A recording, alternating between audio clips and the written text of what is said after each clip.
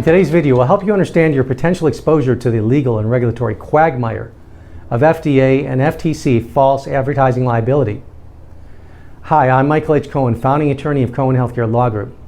We help healthcare industry clients like you navigate complicated healthcare and FDA legal issues so you can launch or continue to scale your health and wellness product or service. In a recent video, I gave an alternative title for this talk, which is How Not to Get Slammed Against the Regulatory Mat by FDA, FTC, or other alphabet soup letter agencies, federal and state, as well as private plaintiffs. Now, you don't really love it, but false advertising does show up everywhere, so you got to know it. Just this month, FTC sent letters to lots and lots of different companies to stop making unsupported claims that their products and therapies effectively prevent or treat COVID-19. This included claiming that acupuncture procedures prevent or treat coronavirus, claiming that their cold and flu treatments were effective against COVID, claiming that homeopathic herbal remedies could treat and prevent coronavirus, and so on. You get the idea.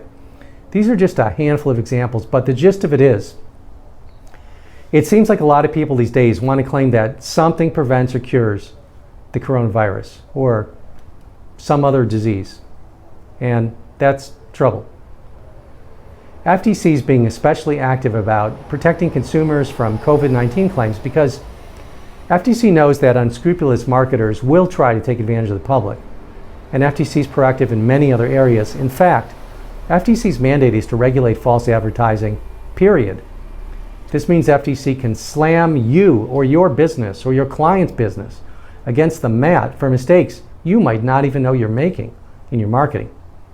When I say slam, I mean penalties in the tens and tens and tens of millions of dollars and possibly criminal liability for the principals. Now, typically, since our law firm focuses on the healthcare industry, we review marketing claims in three industries in particular: dietary supplements, cosmetics, and medical devices. But we also deal with consumer products that touch on health and wellness. For example, we represented the manufacturer of a mattress who wanted to make claims about the product's ability to help people not only sleep better, but deal with insomnia. That's a different order of claim. So now that you understand the breadth of the FTC's reach, what is false advertising? The Federal Trade Commission Act prohibits unfair, deceptive acts or practices in or affecting interstate commerce. Companies must be able to substantiate their claims, meaning they must have a reasonable basis for every claim. For healthcare products, there's a higher standard, which is that the claim must be supported by competent and reliable scientific evidence. Please have all your claims reviewed by an attorney who understands your exposure to FDA and FTC. This is serious exposure, and it's good to have legal review as a precaution. Thanks for watching. When you have questions, click on the link below, cohenhealthcarelaw.com/contact, to send us a message or book an appointment. Here's to the success of your healthcare venture. We look forward to working with you soon.